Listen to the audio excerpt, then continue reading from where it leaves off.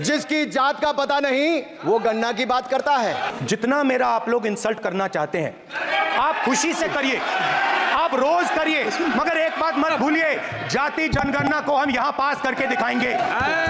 राहुल जी, हलवा मीठा था या फीका?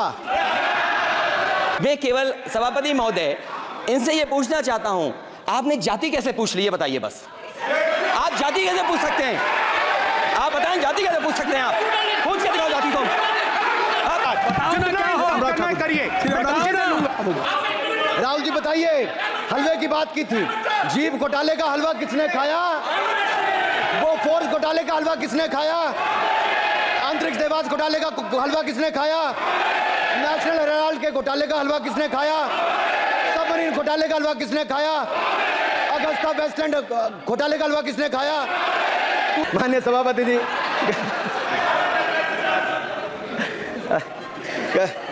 कल जब राहुल गांधी जी चक्रव्यूह पर बहुत ज्ञान दे रहे थे तो पीछे दो लोग, कुमारी शैलजा जी और दीपेंद्र जी, बैठकर मुस्कुरा रहे थे। अब शायद राहुल जी वो पीछे हंस तो रहे थे, लेकिन आप एक बात जरूर कर लीजिए, चक्रव्यूह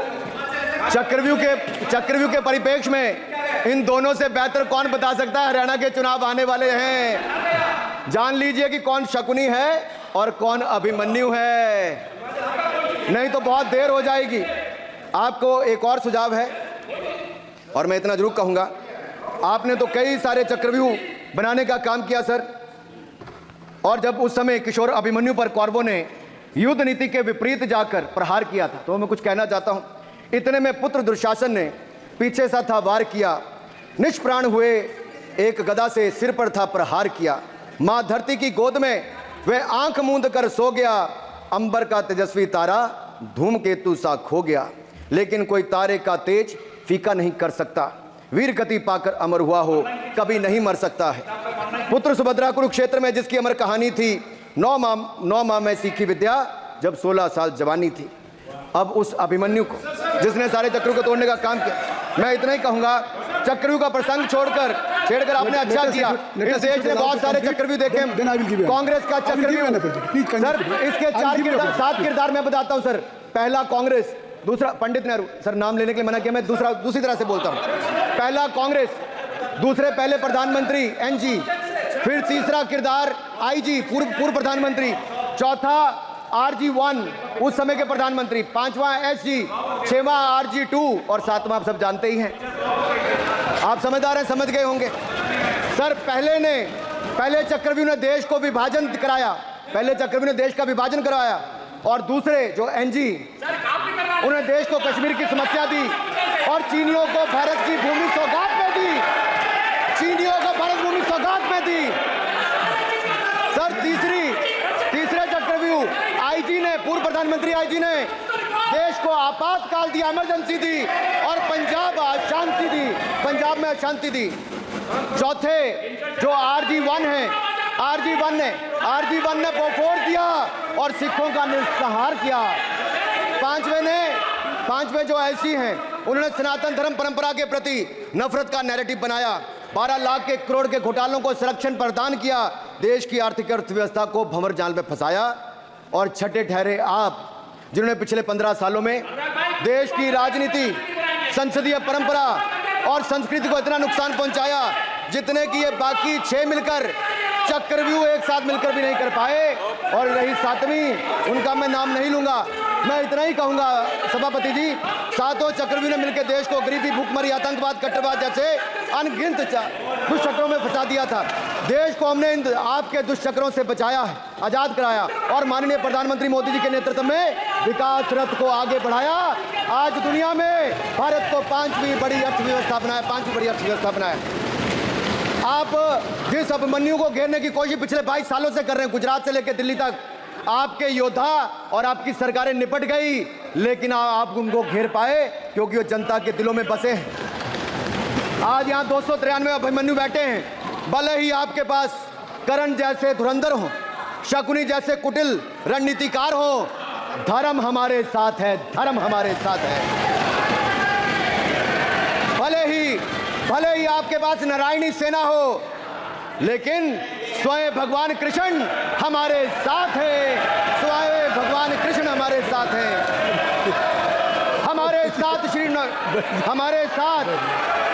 हमारे साथ श्री रघुनाथ तो किस बात की चिंता शरण में दिखाया। माननीय सभापति जी, हमारे साथ श्री रघुनाथ तो किस बात की चिंता शरण में रख दिया जब मात, तो किस बात की चिंता।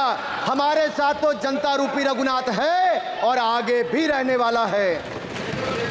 आप देखिए, ये कल से हलवा बांटने की बात कर रहे थे। अध्यक्ष महोदय, झूठ के पैर नहीं होते।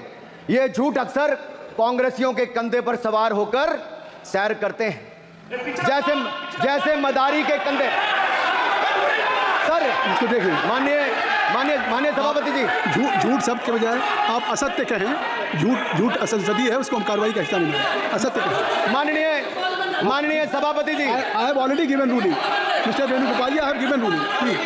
माननीय सभापति, असत्य के पैर नहीं होते, असत्य के पैर नहीं होते।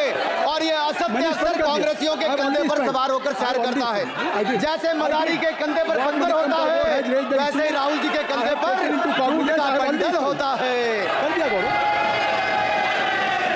जैसे मदारी के कंधे पर बंदर होता है, वैसे ही राहुल जी के कंधे पर झूठ का बंडल होता है, जिसे वो रोज यहाँ पर परोसते हैं।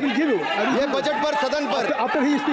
माननीय सभापति जी, जिस व्यक्ति को बजट निर्माण की प्रक्रिया का पता ना हो, संसदीय कार्य में रुचि ना हो, मात्र अध्यादेश को फाड़ने का काम किया हो, उससे क्या अपेक्षा की जा सकती है। मैं पूछना चाहता हूँ, हलवा किसको मिला? मैं पूछता हूँ, हलवा किसको मिला? राहुल जी बताइए, हलवे की बात की थी। जीप घोटाले का हलवा किसने खाया? वो फोर्स घोटाले का हलवा किसने खाया? अंतरिक्ष देवास घोटाले का हलवा किसने खाया? नेशनल हेराल्ड के घोटाले का हलवा किसने खाया? सबमरीन घोटाले का हलवा किसने खाया? अगस्ता वेस्टलैंड घोटाले का हलवा किसने खाया? 2G स्कैम हलवा किसने खाया? कॉमनवेल्थ स्कैम का हलवा किसने खाया? कोयला घोटाले का हलवा किसने खाया? वाल्मीकि योजना घोटाले का हलवा किसने खाया? चारा घोटाले का हलवा किसने खाया? यूरिया स्कैम का हलवा किसने खाया? राहुल जी, हलवा मीठा था या फीका? माननीय सभापति जी, कुछ लोग ओबीसी की बात करते हैं। मैं ये कहता हूं, इनके लिए ओबीसी है। गौरव सुनिए, गौरव बड़ा इंपॉर्टेंट है। आप काइंडली एड्रेस टू द माननीय सर, इनके लिए ओबीसी का मतलब है only for brother in law commission, only for brother in law commission. और only for brother in law commission के लिए काम करने वाली पार्टी अदर बैकवर्ड कास्ट की बात करती है, तो आर्मी को भी पंखे के साथ लटकर आत्महत्या कर लेनी चाहिए। मतलब जिस पार्टी ने अपने पार्टी के अध्यक्ष जो एक पिछड़े वंचित समाज से आते थे, उनको धोती से खींचकर पार्टी से बाहर निकाल दिया हो, उसके शहजादे हमें ज्ञान बांट रहे। अरे साहब, इनको पहले तो एलओपी का मतलब समझना पड़ेगा। ये लीडर ऑफ प्रोपेगेंडा नहीं, लीडर ऑफ ऑपोजिशन है। इसका मतलब लीडर ऑफ ऑपोजिशन है। सर, ये लीडर माननीय अध्यक्ष जी, माननीय अध्यक्ष जी, जवाब आपको दे रहा हूं। माननीय सभापति जी, माननीय मंत्री जी, सुनिए। माननीय गौरव जी, आप या माननीय सदस्य जो कह रहे हैं, मैं समझता हूं कि माननीय राहुल जी एलओपी, उन्होंने भी बात कही सरकार पे या सरकार के मंत्रियों के लिए नाम लिया, तो इसका जवाब अगर वो दे रहे हैं, अनपार्लियामेंट्री वर्ड जो होगा उसको मैं स्पष्ट करता हूँ। अनपार्लियामेंट्री नहीं, उन्होंने झूठ कहा था, मैंने उसको स्पष्ट कर दिया। झूठ कहा था उन्होंने, मैंने स्पष्ट कर दिया। अनुराग ठाकुर जी। सर, माननीय अध्यक्ष जी, माननीय सभापति जी, आप देखिए, मैं इतना ही कहना चाहता हूं कि अब झूठ परोसना बंद कर दें, क्योंकि एलओपी का मतलब लीडर ऑफ प्रोपेगेंडा नहीं, लीडर ऑफ ऑपोजिशन होता है। अब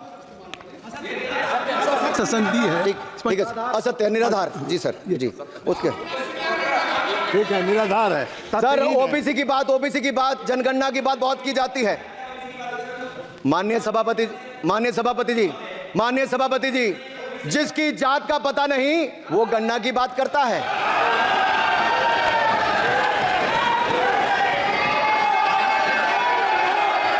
जिसकी जात का पता नहीं, वो गणना की बात करता है।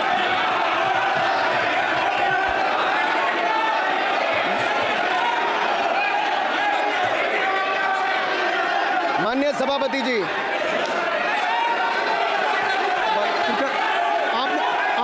आपने जो आप बैठ जाए, आप बैठ जाए। माननीय अखिलेश जी, आपने जो बात उठाई है मैं उसको दिखवा लूँगा। मैं आपकी बात को ले रहा हूँ। उन्होंने जो बात कही है, आप जो विरोध कर रहे हैं मैं उसको दिखवा लूँगा। आपने जो बात कही उसको मैं दिखवा लूँगा। अनुराग जी, माननीय सभापति जी, कृपया आप लोग बैठ जाएं। आप बैठ जाएं। आप बैठ जाएं। आप बैठ जाएं।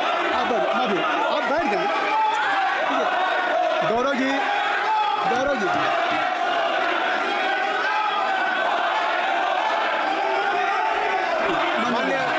माननीय सभापति जी, मैं आपको याद दिलाना चाहता हूँ, इसी सदन में एक पूर्व प्रधानमंत्री जी ने RG1 ने ओबीसी को आरक्षण देने का विरोध किया था।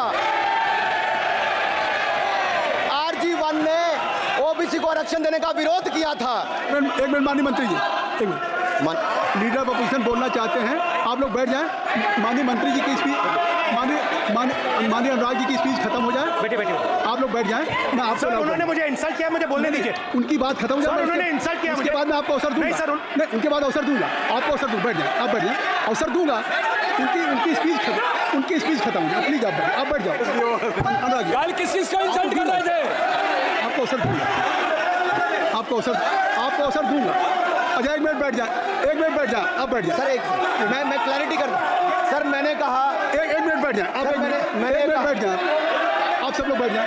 अच्छा, आप सब लोग बैठ जाए। चल, अब लीडर ऑफ अपोजिशन को मैं बुला रहा हूँ।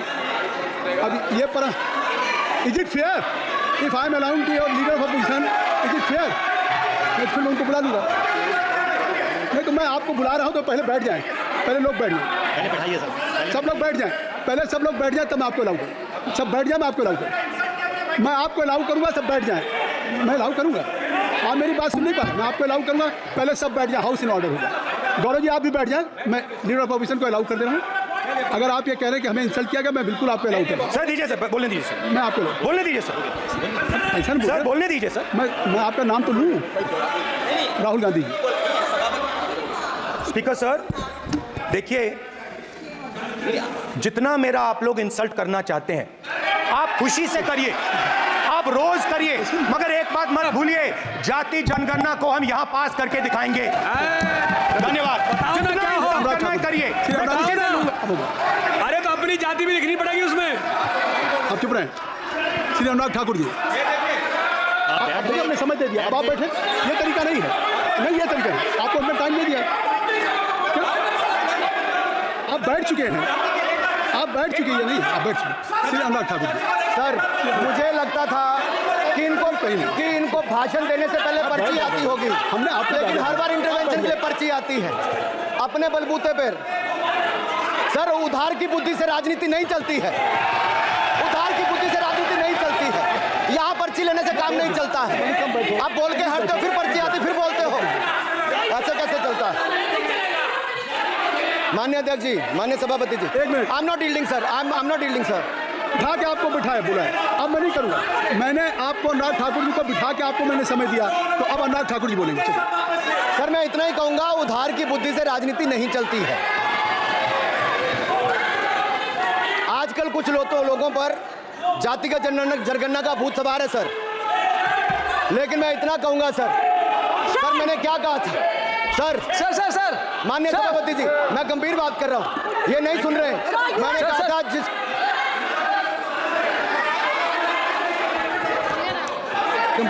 ठाकुर प्लीज। माननीय सभापति जी, I have already given an opportunity to Rahul Gandhi ji. Rahul Gandhi ji अपनी उन्होंने एक्सप्रेस हिज फीलिंग जो उनको था। नहीं, आप दल से बाहर आ जाए। कृपया आप दल से आ जाएं, फिर मैं उनको फिर समय दे दूंगा। जी सर, मैंने कहा था कि जिसको जात का पता नहीं वो गन्ना की बात करता है। मैंने नाम किसी का नहीं लिया था सर, नाम तो किसी का नहीं लिया था। नाम किसी का नहीं लिया था, लेकिन जवाब देने कौन खड़े हो गए? सर मैं कहना चाहता हूं माननीय सभापति जी, अगर आप देखेंगे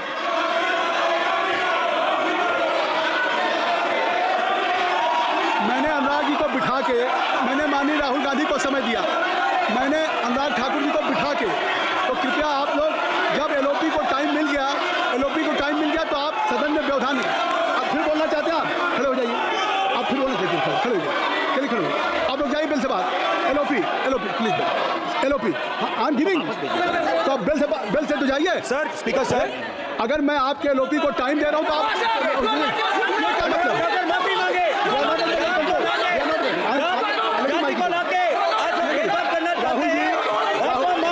राहुल गांधी जी, हमने आपको समझ दिया। अपने मेंबर से कहिए कि बैठे तक तो बोलेंगे भाई। राहुल गांधी जी कह रहे थे आप अंदर आइए, चलिए अभी सबको ले जाइए प्लीज। सर माइक लीजिए सर। एक मिनट, माइक मिल जाएगा आपको, माइक मिल जाएगा। बेल खाली कर दीजिए। इतनी अच्छी वर्षा पूरा देश इतनी अच्छा बजट पे स्पीच दे रहा है। You have already spoken. Rahul ने कह दिया अभी अब आप अपने लीडर का सम्मान करें। हमने आपके लीडर को दूसरी बार फिर बुला रहा हूं, आप अपने लीडर का सम्मान करें। हाउस के एलओपी हैं और अगर मैं उनको दूसरी बार बुला रहा हूं, उनको बिठा दिया माननीय सदस्य को, तो कृपया आप लोग तो कम से कम इस बात को महसूस करें। मिस्टर केसरी, मैं प्लीज बोल दी mister Rahul Gandhi, speaker sir, बोलने का मन क्या था? स्पीकर सर, सर माइक नहीं है सर, माइक यहाँ से नहीं जाती। स्पीकर सर, मैं नाम जो ले भी तो माइक आ जाएगा। स्पीकर सर, जो भी इस देश में दलितों की, आदिवासियों की, पिछड़ों की बात उठाता है, जो भी उनके लिए लड़ता है, उसको गाली खाना ही पड़ता है। और मैं ये सब गालियां खुशी से खाऊंगा, क्योंकि महाभारत की बात हुई तो महाभारत में अर्जुन को सिर्फ मच्छी की आंख दिख रही थी, उसी प्रकार मुझे सिर्फ मच्छी की आंख दिख रही है। जाति जनगणना हम करा के दिखाएंगे, खत्म। आपको जितनी गाली देनी है आप दीजिए, हम खुशी से लेंगे। धन्यवाद गौरव, धन्यवाद श्री अनुराग ठाकुर जी।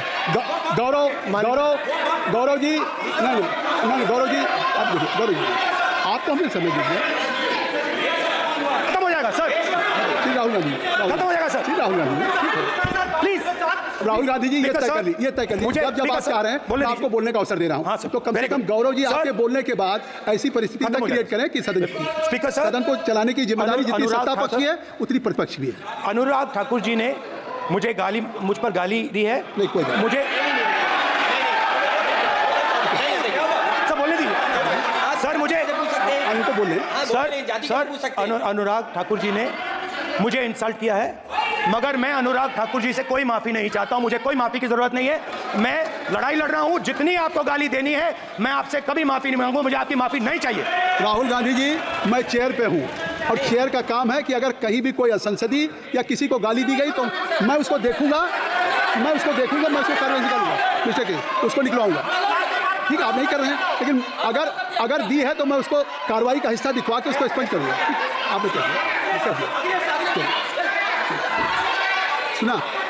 सुन रहा हूँ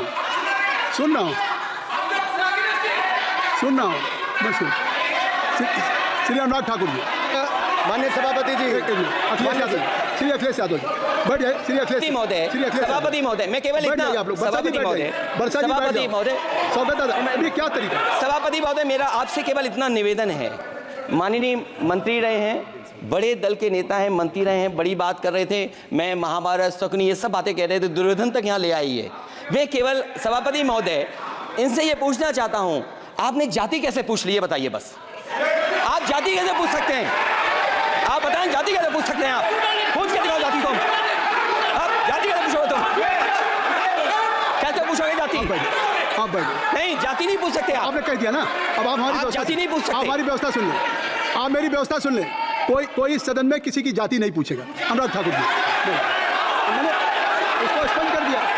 नहीं, श्री अनुराग ठाकुर जी, माननीय सभापति जी, माननीय सभापति जी, उस समय के प्रधानमंत्री स्वर्गीय आरजी वन जी ने यही कहा था कि ओबीसी के आरक्षण का विरोध करता हूं। ये तो सदन में है। आरजी वन ने कहा था कि मैं ओबीसी को आरक्षण का विरोध करता हूं। अब ये तय करें कि वो सही थे या ये सही हैं, और आपकी पार्टी गलत थी कि आप गलत हैं, और वो पिछड़ा विरोधी थे कि आप पिछड़े के पक्ष में हो। और उस समय की पूर्व प्रधानमंत्री आईजी ने कहा था कि जात पर ना पात पर।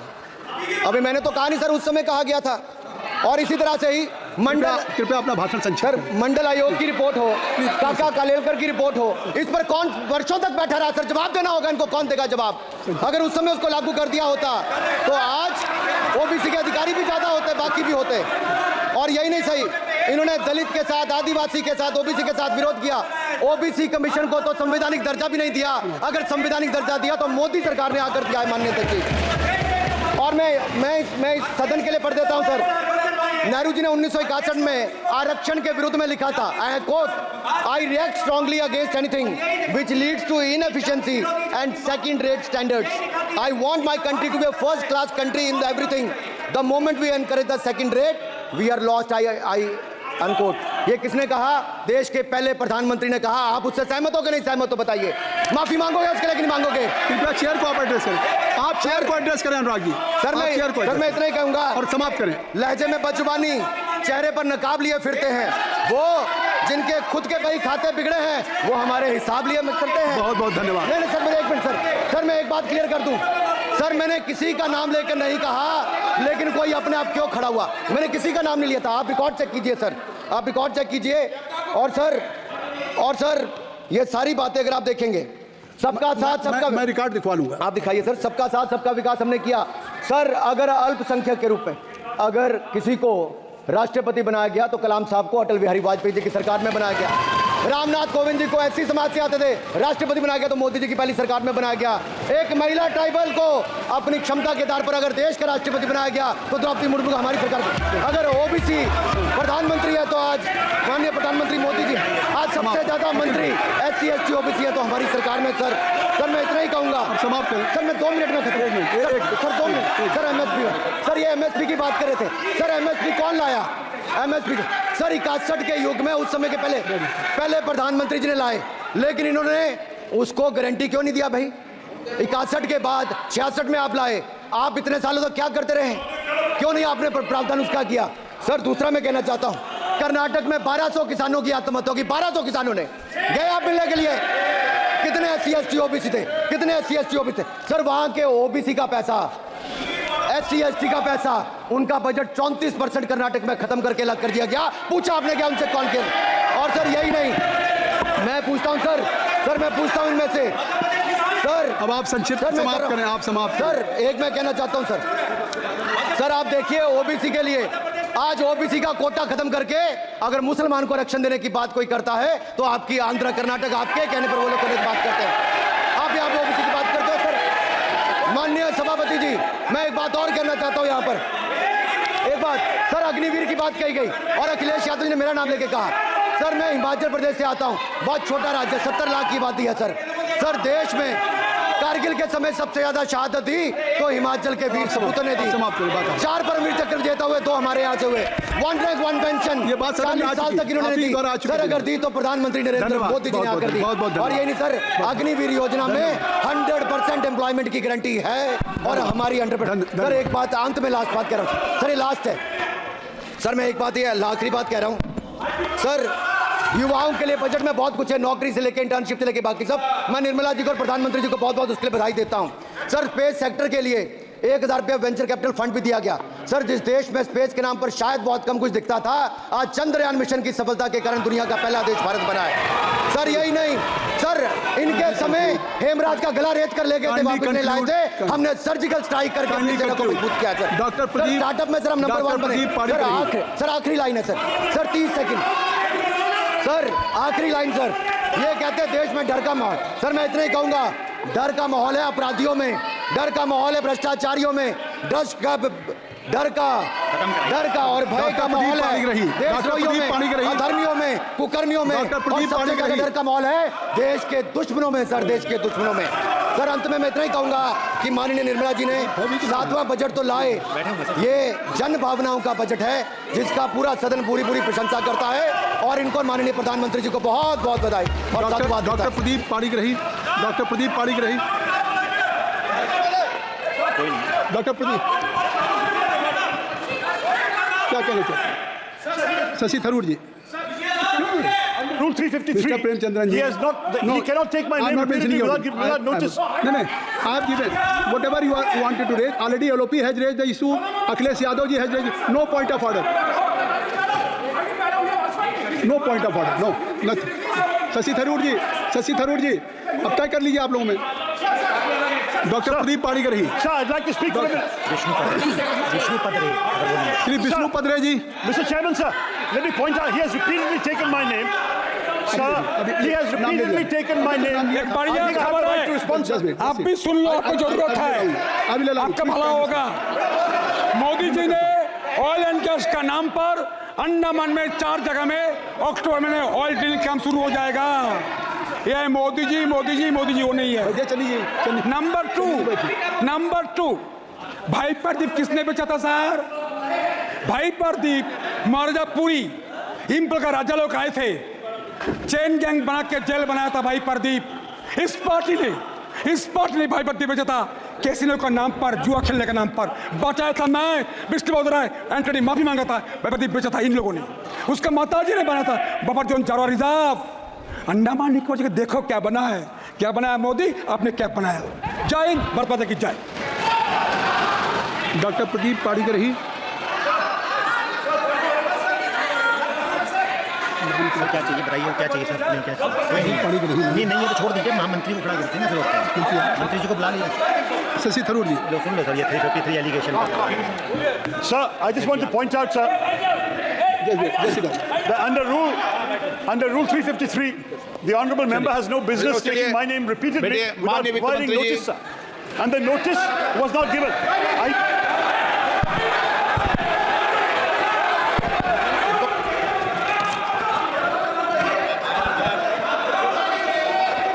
आप पर ये तरीका ठीक नहीं है आपका ऐसा नहीं है बोलिए क्या पॉइंट ऑफ ऑर्डर है नंबर बताइए पॉइंट ऑफ ऑर्डर का Point 353, sir. 353 He has repeatedly taken my name without notice. अब आप लोग 352 और 353 को पढ़ी लो आज सुनो एक बार बैठो Sir, I have been, पढ़ लो इसको I have the right to पढ़ा दो respond, मुझे sir. डेली के daily Sir, I have the right to respond. Why एक not? मिनट मंत्री पढ़ाओ बोलो The gentleman has repeatedly taken my name and quoted me. I mean, I should be grateful that he has revived a 35-year-old book of mine, which he has quoted extensively, the great Indian novel published in 1989, which is a satirical novel, which unfortunately the gentleman has missed the satire. I do want to point out, sir, that the fact is that we have recently fought the elections of 2024 and not the elections of 1989. So that's the first point, is to understand the context in which this has been written. Second, and more important, sir, I think it's important to understand that whereas many things have been said in the course of writing novels, there are also many subsequent books I have written which he could have quoted where he may be somewhat less happy with the result.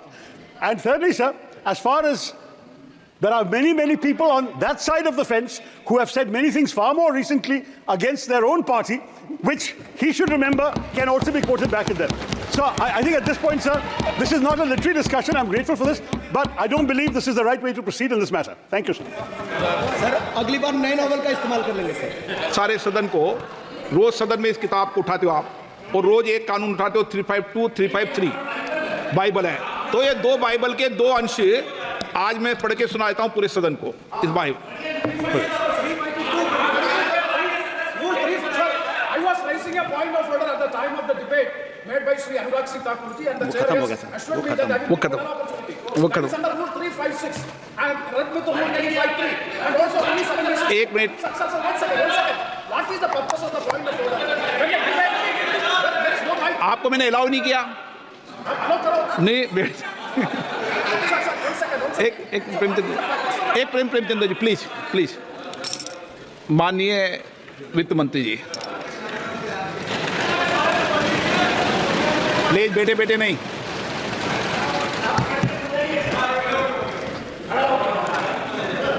Sir, thank you.